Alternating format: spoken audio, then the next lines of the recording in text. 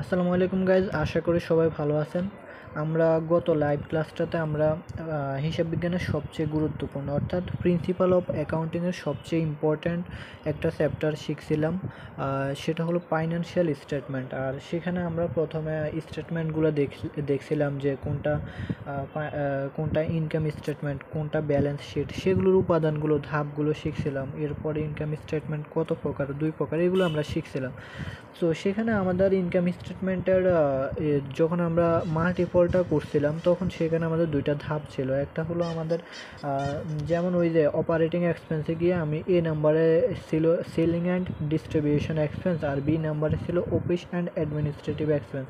আমি বলছিলাম এগুলো আপনাদেরকে দেখাবো। সো আজকে সেগুলো আলাদাভাবে যে এগুলোর আন্ডারে কোন কোন উপাদানগুলো যাবে সেগুলো নিয়ে আসছি আর কি।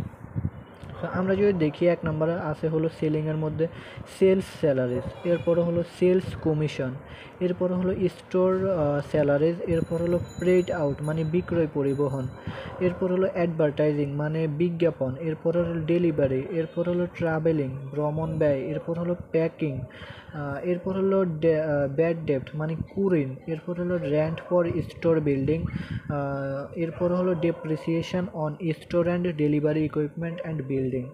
এগুলো আমাদের সেলিং অ্যান্ড ডিস্ট্রিবিউশন এক্সপেন্সে যাবে আর কি। এরপরে অফিস অ্যান্ড অ্যাডমিনিস্ট্রেটিভ এক্সপেন্সে কী যাবে? অফিস অ্যান্ড অ্যাডমিনিস্ট্রেটিভে যাবে হলো 1 নম্বর অফিস স্যালারিজ। আমাদের এখানে এগুলো হলো সব বিক্রয় সংক্রান্ত, বিক্রয় এবং বন্টন সংক্রান্ত। আর এখানে আমাদের অফিস অ্যান্ড অ্যাডমিনিস্ট্রেটিভে কী আসবে? সব অফিস সংক্রান্ত এবং প্রশাসনিক সংক্রান্ত যে ব্যয়গুলো আছে সেগুলো আসবে। সো এখন আমাদের এটাতে কি আছে? অফিস স্যালারি, এরপর হলো অফিস সাপ্লাইজ, এরপর হলো রেন্ট, এরপরে ইন্স্যুরেন্স, এগুলো আমাদের অফিস সংক্রান্ত আর কি।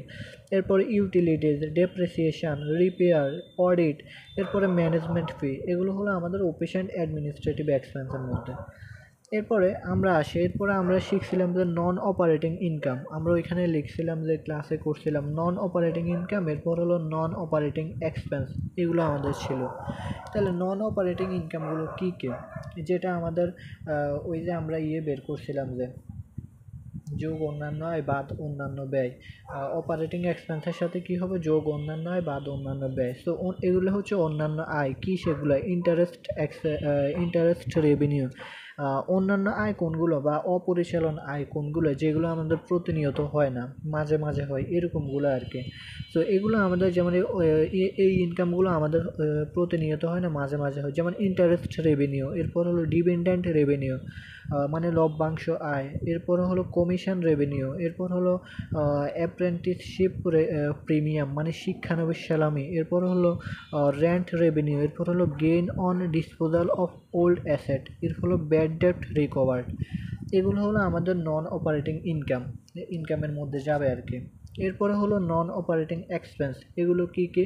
এখানে হলো ইন্টারেস্ট এক্সপেন্স আছে, এরপরে হলো অ্যাক্সিডেন্সিয়াল লস আছে, এরপর হলো ব্যাংক চার্জ আছে, loss and disposal of old asset, এরপর হলো ডোনেশন।